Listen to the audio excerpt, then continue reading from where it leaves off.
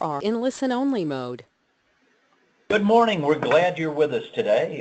Jay and I were talking, and I'll introduce Jay in just a couple of minutes before we started. And he was coming on, I think, this morning almost like an announcer on national TV. So it was very impressive. Enjoying hearing that. Welcome to this Crisis Coach webinar series. This is the first of 2018. And we've had a 3-year or 4-year relationship with the Eastern Great Lakes Association of Continuity Professionals. And we are really excited about it and looking forward to what we can talk about. Last month we talked about the year in review and the crises, and now what we want to talk about and focus on are what are the solutions and what should we be thinking about for this year. As always, we'd like you to connect with us through various social media platforms. You see them listed on the screen, and there's also a hashtag for this webinar, and we man that hashtag 24/7. And that's hashtag Crisis Coach. Feel free to reach out. We also have a disclaimer. We have attorneys like everyone else, so that this exercise or this webinar is not complete without the accompanying oral comments and discussions. Any work product provided by Firestorm must be read in conjunction with your leadership, legal counsel, and authorities. And moreover, we're not giving out legal advice and legal opinion. I'm an engineer, and you probably wouldn't want legal advice from me anyway as we go through it. Firestorm transforms crisis into value, and we empower you to manage crisis and risk. And that's an important element, and I know each of you in your jobs are looking at both dealing with the events as they occur and then trying to indicate where those risks and threats are coming from and what you need to have in place. Firestorm expertise is crisis management, critical decision support, crisis communications, crisis public relations, and consequence management. We are America's Crisis Coach. That's one of our recognized brands and trades, and we follow a predict, plan, perform methodology.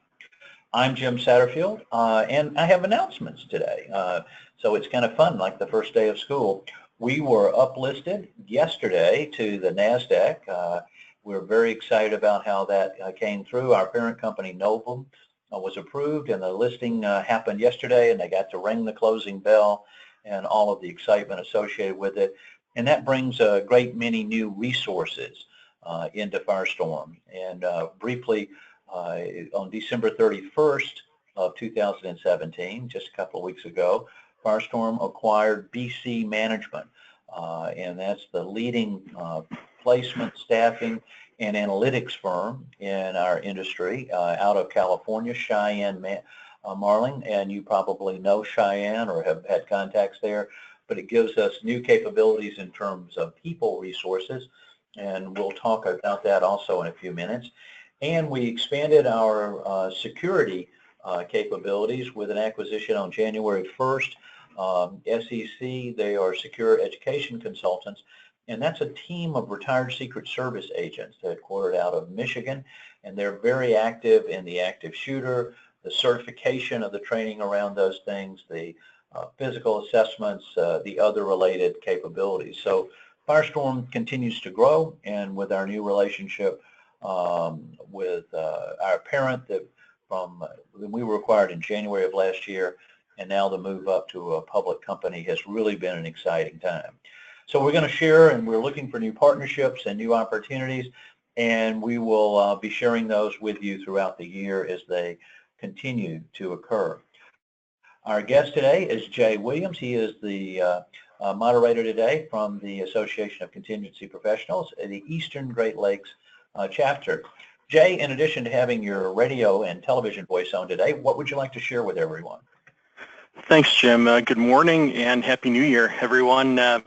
Just a bit about the Eastern Great Lakes chapter. It's an excellent resource for anyone who's charged or interested in crisis management, emergency response, risk management, of course, technology and business recovery planning. Our membership, we meet on a bi-monthly basis where we have a unique opportunity to collaborate on relevant topics and share great and not so great experiences. First-time guests are always welcome and may attend free of charge. I also want to let everyone know that Our next chapter meeting is coming up January 17th at 1 p.m. in Rochester, where we'll be facilitating a group share discussion on impact assessments, which are really the beginning of much of our planning efforts. So lastly, we are preparing an announcement for our annual conference in September, so stay tuned for that, and please don't hesitate to reach out if you have any questions regarding the chapter. Reinforcing the chance to network and to meet your peers and understand and share solutions is extremely valuable. I have been fortunate to be able to speak at the Eastern Great Lakes chapter on several occasions. The September meeting that Jay referred to is well attended and is a great opportunity in that format. The advantage of the monthly meetings are they're much more informal and conversational, and you get to know and have that support channel. We're all in these things together and need to support each other. I think the emphasis on the business impact analysis is a great way to understand what are the impacts, what do they mean to us, how do we monitor them, what are the triggers, what are we going to do in each of those, and the interdependencies and external dependencies as well as applications. And looking at each of those things makes a real difference. So good opportunity, and I think you said that was January the 17th, if I'm not mistaken. Is that right? Correct. All right, well, that'll be good. And Jay was also sharing that it's a balmy 54 up there today, but with snow over the weekend. I think snow over the weekend in western New York is certainly not uncommon. We're going to share some things today about crisis and solutions, and I pulled this quote up from Winston Churchill, and let me read the quote, and then I want to comment on it and give you a couple of thoughts to think about as we start to focus our minds for 2018. This is a quote from Winston, and it says, "To each there comes in their lifetime a special moment when they are figuratively tapped on the shoulder and offered the chance to do a very special thing, unique to them and fitted to their talents. What a tragedy if that moment finds them unprepared or unqualified for that which could have been their finest hour." Over the Christmas break, I went to see the Winston Churchill movie, and when you look at that, the darkest in the movie, it really gives you a flavor of where he was placed, and it focuses on the first 3 or 4 weeks of his role as prime minister at the start of World War II. The outlook was bleak, which is conservative to even call it bleak at this point. He had 300,000 troops trapped in Dunkirk in northern France, 4,000 in Calais. The Nazis were calling in. The negotiations with Neville Chamberlain had broken down. They had to create a new government, and they couldn't find anybody to be prime minister. No one wanted Winston Churchill. He was viewed as incompetent and easily manipulated, and so he was the consensus choice, that the only one that could form a government and be there, and no one expected him to do anything. He was viewed as incompetent, a loser, a bad decision maker, and an alcoholic. Other than that, he was pretty well seen. So as you think about that and what he walked into and the types of decisions that he had to make with the political infighting behind him and second guessing, he organized to try to get the 300,000 troops home, and he was told by the generals that they would all be lost. And he came up with the idea of the private armada, getting ships from anyone who had a boat that would handle 20 or 30 feet and put as many people on those boats and get them out of Dunkirk to save them. And the general says, well, I'll see who will volunteer. And he goes, no, this isn't a volunteer. This is an order. We need to commandeer them. We've got to do it and make it happen. He sent a telegram to the general in Calais, who had 4,000 troops, and that was the other port on the coast. And he told the general it was his job to engage the enemy, to fight and draw away all the resources from the Nazi army to Calais, and to fight, that there would be no evacuation, and it was his job to continue the engagement as long as possible. That was a death sentence for 4,000 people. When we talk about a crisis and you're forced to make a decision between here's a good option and here's a bad option, that's easy. But what if you have to make a choice between here's a bad option and here's another bad option? You must choose one. That's the world in which he found himself. Now, Winston was the master of words, and in doing some research after seeing the movie and looking at it, the concept of the finest hour he used in 18 different quotes. You may remember the one when he was in the bunker and the bombs were falling and he was talking about it, this would be their finest hour. He was very adept at taking people and moving them to where he needed them and to make those decisions that in fact no one wanted to make. As they were trying to trap him into stating that he wouldn't negotiate with Nazi Germany, that he would in fact negotiate with Nazi Germany, the political factions formed around, and he was very clever not to say that he wouldn't. And then finally he was in a box and had no choice, that he had to deal with Mussolini to intervene on their behalf. But he went to Parliament to hold that session.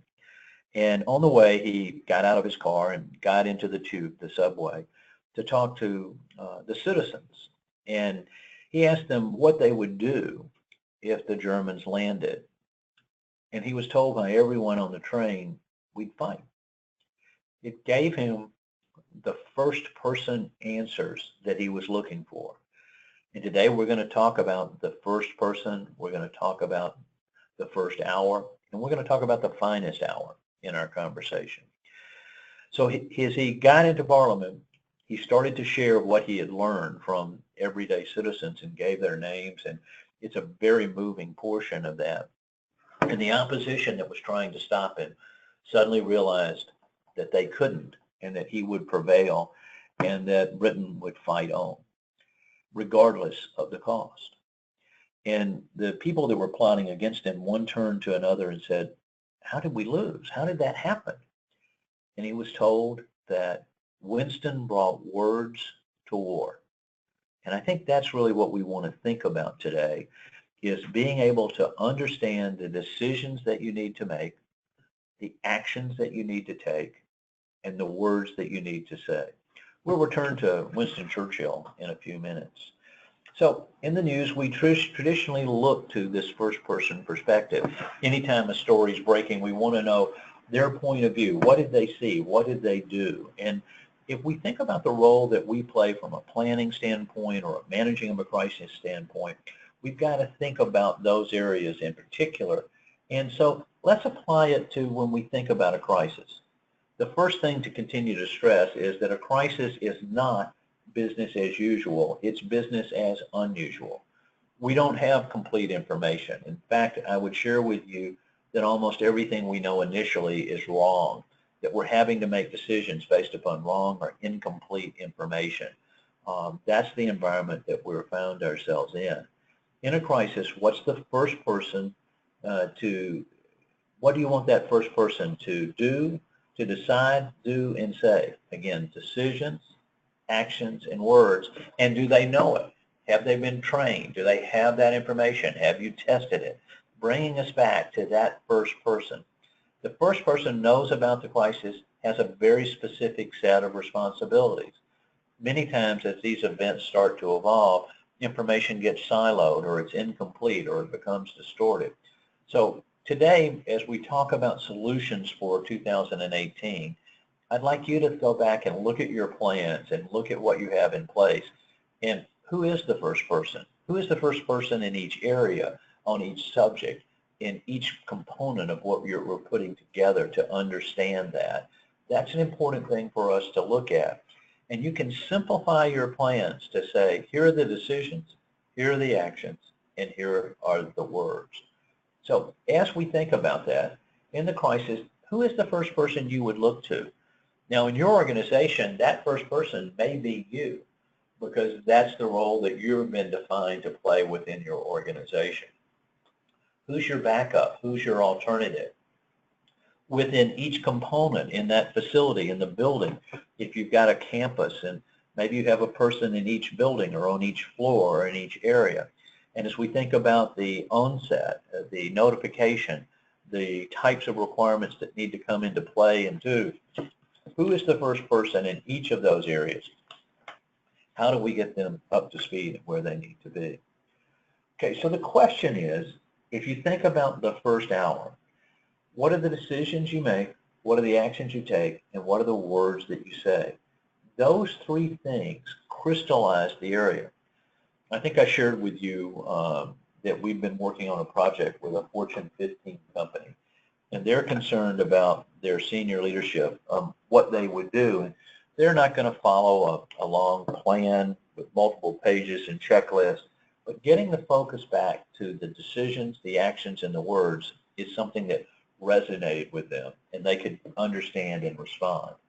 So in the first hour, the items that you see on the screen is going to determine, does this crisis stabilize or does it escalate?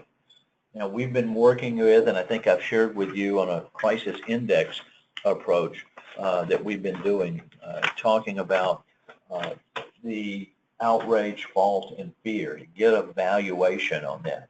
We'll again do a whole conversation on that later in the year as it continues to evolve. But the focus then is always, who's the first person? Look at your plan. Is that clear? Is it understood? And what is it that you want them to do in that first hour? Because either we stabilize the event and the exposure starts to decline, or it escalates. And so the crisis is going to be determined by those actions in the first hour.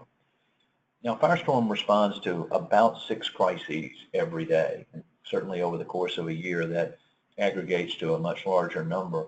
So we did an analysis across all of the crises that we're called into, and we found that 67% of the time we were able to stabilize that crisis event, to trigger the resources, to opine on the consequences, and prevent the mistakes in that first hour. So in the first hour, the control was either won or lost. So I think that it's easy to go and think about long-term processes. It's easier to think about we have the luxury of time. But in a crisis, it's the first hour that will set the tone and tell you, is this going to stabilize? Is it going to escalate? Or is it going to de-escalate? So in talking about the first person, the first hour, then we had the quote from Winston Churchill about the finest hour. How do you know in this particular crisis, is it your finest hour? How do you know how you did and look at it? We've shared with you this crisis management maturity model in webinars, and we do it with you in the quarterly exercises that we perform with you. But I would encourage you to take a look at this in your organization and evaluate the next time an incident occurs, to evaluate in your exercises how you're doing. You'll see the focus on the decision process, the roles and responsibilities, the information clarity, the speed of decision making, and the communications effectiveness. The ultimate goal is to try to move to the right of that chart, away from everything being a liability and a surprise, to the point that it becomes ingrained and is a part of your culture and much more strategic. Every time you can move from one stage to another in a maturity model, you get a breakthrough. The first one is a control breakthrough, the next an alignment, and lastly a value. And as we evaluate, that's how you're going to know, did you reach your finest hour?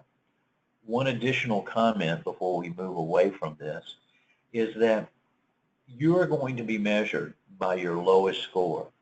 So if you are a 3 in the decision process, and a 3 in your roles and responsibilities, and a 3 in your information clarity, and a 1 in your speed of decision making, and a 3 in your communications effectiveness, overall you would end up being measured as a 1, because it's the dimension that you're weakest that will define you in each of these areas.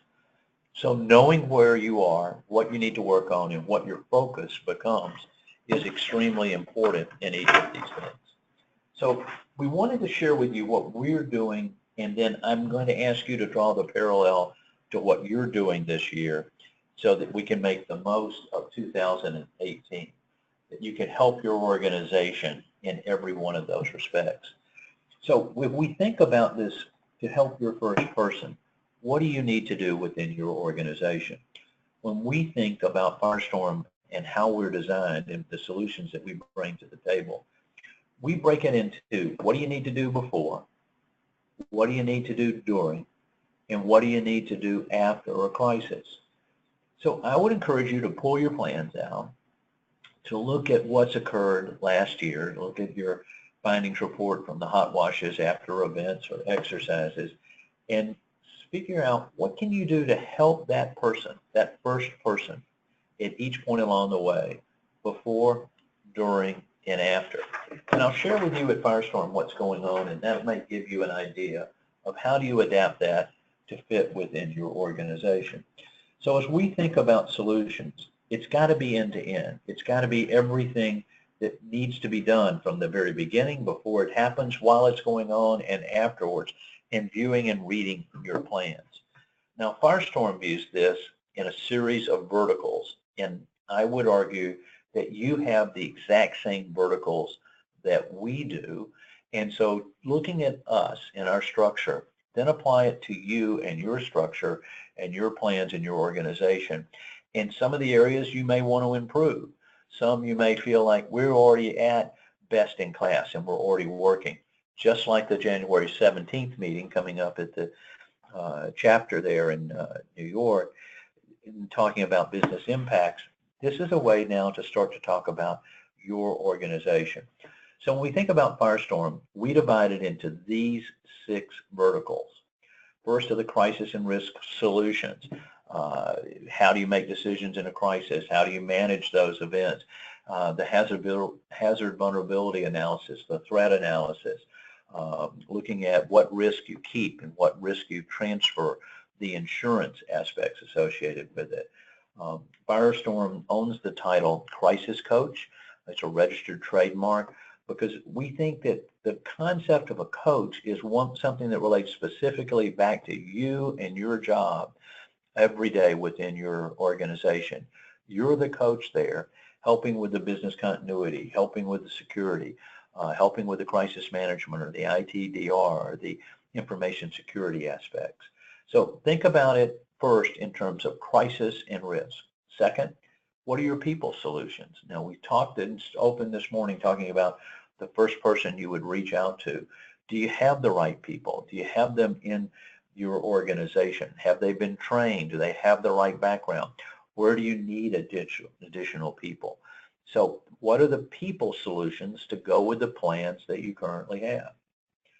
Security. Security is an ongoing issue. We're seeing a merger between information security and physical security. We see the interface between security and the emergency planning that you've done in your organization. How is that integrated within your company? How do you take those security assessments and convert them into plans that you would need to have in place? Clearly, there's pressure on active shooter, the violence scenarios that we've seen with the shootings, and we talked about it last month in Las Vegas, or the church in Texas, or coming into the workplace, or terrorism coming into those areas, and certification in terms of active shooter and the types of areas that are involved in it. Firestorm has a program called Behavioral Risk Threat Assessment, where we can identify the behaviors of concern before they escalate to violence. So I'd like you to do an audit or an assessment in your mind of your program around security. Then professional services, that's what you do. That's the reason why you have a job. Your company has tapped you as the person to develop the plans, to do the assessments, to do the training, to do the exercises. One of the insights that we've seen is that most of the plans that we've audited at best tell someone what to do, but don't tell them how to do it. Take your plan, give it to one of your newest employees, and say, tell me, here's a scenario, use this plan and tell me what would you do and how would you do it. And if it's not clear to them, then that plan will fail at the time you need it the most. The intelligence solutions, and we've been having an internal discussion around that. We talk a lot about predictive intelligence or protective intelligence, or maybe it's predictive protective intelligence, all of those words together. But in today's world, there is open source intelligence out there that you can look at and identify vulnerabilities and threats. Many times we learn about the types of things that we've designed plans for via social media. You get complaints from customers. It could be a product recall in a crisis. You get comments and threats that could be about violence that would be occurring. So that information is out, and if you haven't integrated intelligence solutions into your business continuity and crisis management and emergency management programs, you're operating without the insight that you need in order to activate and leverage your planning. Imagine a general going into battle. He would want to know, where is the enemy? How strong are they? What direction are they moving? What weapons do they have? So if you don't have intelligence solutions built into your planning, you then are shooting in the dark. The last are analytical solutions. We've seen that now there are new diagnostic tools in the market, benchmarking, that you can compare where your plans are relative to standards and best practices, that what is the best way to do an area. Again, that January 17th meeting is an example of talking about business impact and a way to do it. But the development of metrics and data in this area to have analysis. I was in a meeting, we did a crisis coach workshop yesterday for a large franchise organization, and they looked at the number of incidents that their franchisees were experiencing and showing an increase of 30% year over year, that they had predictable numbers that they could look at, and they were able to analyze the situations and the data of what was needed to be in place. BC Management does 6 different surveys annually to provide metrics and data so that you can compare your organization to others in your industry segment and size. So being able to do that gives you the ammunition to help support this with senior management, but also help lead you to where you need to be. So that's a quick overview. I want to hit these just a little bit more, and then we're going to come to some conclusions as we speak. So if I take that first, crisis and risk solutions, and we've shared with you Firestorm's predict, plan, perform methodology, and you think about that, predict what the vulnerabilities and threats are. What are their impacts? How are you going to monitor them? Who's going to monitor them? What are the triggers that are going to activate your plans? What are the statements that you're going to make? Remember the decisions, actions, and words. So what are the decisions for each one of those that would have to be made? What are the actions and what are the words? That's where the plans come into place, whether we're talking business continuity, communicable illness, ITDR, emergency incident management, and then the perform, the training, supplies, and the materials. So within Firestorm, when we talk about crisis and risk, we're looking at all the things here, the emergency response, the incident management, the crisis management. We have a crisis operations center that's manned 24/7 that you can call and get that response to work through and look at those areas. So think about your organization, look at your plans in terms of this solutions area to see if in fact where you align. As we move from that, we move to people. If you don't have people, you're not going to get anything done, and you're going to act through them. There's permanent staffing, temporary staffing, or even interim staffing that you may need. In addition to that, it's coaching. How do I get our people better? How do we get them to make decisions in an environment when we know most of everything they know in this particular crisis is wrong or incomplete? So looking at that, Firestorm has an expert council with people across different 130 verticals with expertise in those industry segments, coaching and moving them through and doing that. You need external consultants that can come in and help, either permanent or interim, or even virtual staffing. We've got multiple projects now where we can supply the staffing that you need on a particular project and bring that to fruition.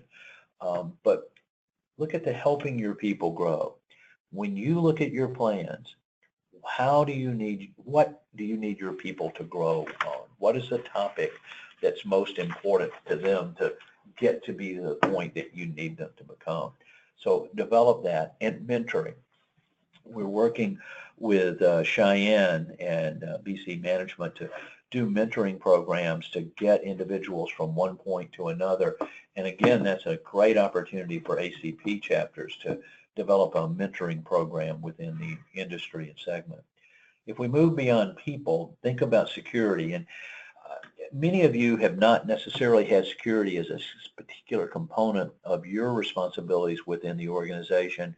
If that's in fact the case in your group, think about how you interface with the security side of your house.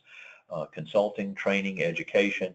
Firestorm offers a virtual chief security officer that can certainly help out in physical security. We do the same thing with information security with virtual officers there that are available.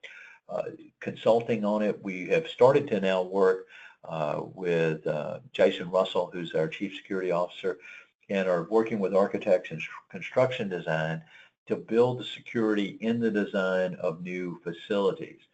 Site assessments, the active shooter violence training, certification. We can now certify individuals around these areas.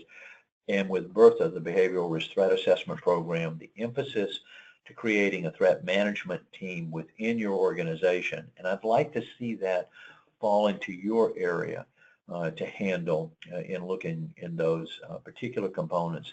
How do you train them? What do they look for?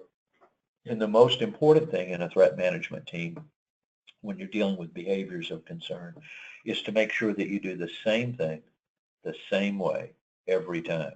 And we do this across school and businesses, and so that's a big difference. And the quote from Jason you see on the slide, it's our mission is to provide presidential level protection for those in your charge. So as you think about that, that should be everyone's goal. Professional services is what you have primarily focused on historically, to assess, address, and act at each step along the way, and creating that culture within it. It's about critical decision support, that first person, that first hour, what are you looking for? Developing the plans across all the individual areas, the response, the training, the exercises, crisis communications. Have you got message maps identified for every threat and risk that is in your hazard vulnerability matrix, and how are you going to be prepared to do it? Doing assessments on it, we can help you with the benchmarking, and we'll talk about benchmarking later around it, but what tools and templates do you have in place? Now evaluate your program from the services that you've been providing and looking at what else you need. We mentioned intelligence earlier, predictive, protective, preventive. All of those words start to come into place because we can find out, and that information is out there, and later it will come back. Why didn't you know? I don't know if you've been following the stories over the last week about the shooter in Florida at the nightclub a year ago, and his wife said that she saw a change in behavior. She knew that things were starting to happen, and that's an example of where that event could have been either completely prevented or certainly mitigated if they had been better prepared. So a risk profile creation, threat alert, how does this, when a threat comes in, how does it flow, who becomes aware, how that's coordinated across all the functions within your organization. That process that we've been seeing, the merger between physical security and information security, because in many times those threats are commingled. How does that come in, and then how does it come back to activate your business continuity plans, your emergency plans, your incident management plans, your ITDR plans? All of those elements come into place. What threat language, semantics and context and syntax do you have? How do you evaluate that information when you're told? And having real-time threat identification. To tell me in 2 months that I have oh yeah, we were aware you had a problem back in February, isn't going to be helpful. Knowing in real time and getting that, and then mapping how that gets escalated into your organization becomes very important. So think about your business continuity program. Think about your plans in light of what are our intelligence solutions and how do we use those. One interesting observation is there are probably tools within your marketing and advertising departments where they're using them to monitor ad impacts and marketing programs to determine their effectiveness. Those can be easily adapted by you to cover risk. If you need help in doing that, let us know. And then finally, analytical solutions. I would continually challenge you. You want to benchmark. You want to do comparisons of your programs to others, and you want to use the industry data and insights that are out there. If you don't participate in the VC management surveys, I would strongly encourage you to do it. It's free of charge, and you receive a report back based upon the results at the end and don't have to pay for that. I think that's an important element as you continue to grow your program, and it gives you an objective third-party review of looking at it. So there can be pure industry reviews within a particular area or compensation. What are the diagnostics that you have built into your program? What are the metrics? And where do you align relative to your competition in the market space? What do your competitors know that in fact you don't know in each of those areas? So that brings us back. So we've talked about a lot of things and the methodology, and I would challenge you that 2018 is the year to be more innovative from what you've done. You've established a program, you've got a base plan in place, you've done exercises and tests, you've actually had to use it in each of these areas. How do we now become more innovative in looking at it? We talked about the words, and I wanted to take just a moment again to emphasize the 3 C's of crisis communications. First is the coordination. That's the notification. The events occurred. What do you want that first person to do? What do you want them to share? How does that information get delivered? So that's the coordination aspect. That's always going to be your first communication in every crisis. And again, if you take that vulnerability threat analysis, tie it back and say, okay, if that's occurring, what's the coordination that we want to do? Who is the first person here? In the crisis, that will wait 24 hours. The mistake that most organizations make is they start talking about what they want to be true as opposed to what is. So holding that until you have a better understanding will make a difference, and also not having that first spokesperson being your president, CEO, chief executive officer. You want to have that be someone else, and there will be a time for senior leadership, but not initially. And then finally, compliance. If we've had a cyber breach, people need to be notified. If you have knowledge of other things, there are regulatory requirements from a reporting area. But if you break your communications down into these 3 components, is this a coordination communications? Is it a crisis? Is it a compliance? It'll better help prepare you. I would encourage you to look at your program and begin that work today. Now, the methodology that we follow is predict, plan, perform. We talked about it earlier and we shared those elements, and it would be a good way for you to break across what you have in place to better understand. Our goal is to go back to the Winston Churchill quote. What if in that moment it finds them unprepared or unqualified for that which could have been their finest hour? Coulda, woulda, shoulda is something that we hear many times after a crisis. And it's going to be the hardest component to focus on. Your job, among others, is to make sure that everybody is prepared. If we don't have qualified people named as those first persons, or we don't have the resources, you need those people added into it. They need to be trained and tested so that when this crisis comes, it will clearly be their finest hour. My hope for you is that you're never placed in a situation where you have to choose, as Winston Churchill did, and sending people to their death in order to save other people. But these are important components to think about. I saw again today the mudslides in California with 17 dead and 17 missing and presumed dead. When that mudslide is sliding down the hill is not the time to think about what we can do. It has to be identified before the intelligence aspect. How are they looking at this? How would that be communicated? How would you get those actions being taken place? We focus on a lot of things in our organization, but focusing on what you want to do, what you have to decide, what you have to say is a simple way to put it in perspective. No one wants to pick up the phone and call someone and say their loved one's not coming home today. That's an area for you to think about and be prepared. So if we move on, we want to say, what's next?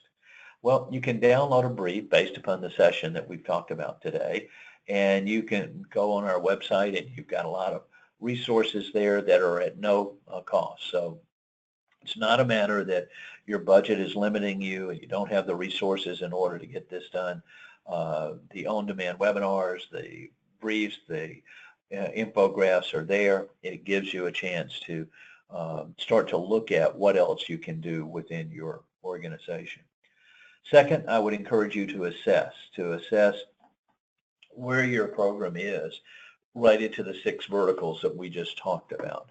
I think if you'll do that evaluation, it'll help you with your priorities this year, because you can't fix everything at once, but let's focus on the most important. If you want an assessment of your plans, we have a diagnostic tool, and we'll do an assessment of your program at no fee. It'll take you about 45 minutes to go through. You'll get a finding report back for that, and it would be a good tool then to use with senior management to help get you the support that you need within your organization. You also can access us in a crisis. We have our Crisis Stop program. If you find yourself in a crisis, we'll get on the phone with you in that first hour, and there will not be a charge.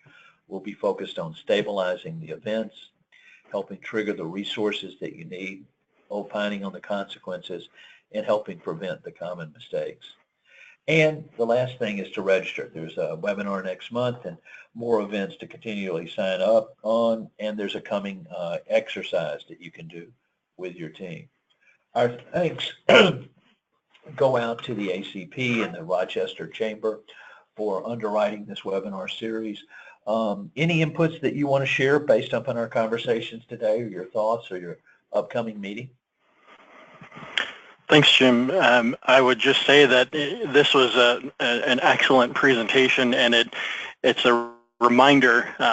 Often we fail to view ourselves, business continuity professionals, as the professional services for the organizations that we work for, and the ROI on what we do, the fruits of our labor, is most important during the crisis moments that we have to address.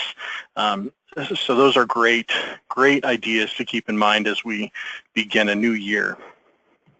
And I want to thank you and everyone for what they're doing you're doing in your organizations. That's the challenge in our industry. Sometimes business continuity is an afterthought. It's a nice to have, not a must have. But when you see the threats that are out there, the growing threat of violence, the strains that every organization is under today, you do provide those professional services within your organization. We look forward to working with you shoulder to shoulder through those areas. If you're watching today or on demand and you want to know more information, you can go to firestorm.com, or you can send us an email at webinars@firestorm.com, or you can reach out and call us at 800-321-2219. If you call us and you're in crisis, make sure that's stated immediately so that we can get you into the area and dealing with a crisis coach that can provide the assistance that you need at the time you need it, not after the fact. So thank you, and good luck for a wonderful new year. Enjoy the balmy weather in Western New York, and look out for that snow. I look forward to sharing and speaking with you again soon. Thanks, everyone. Have a great day. Goodbye.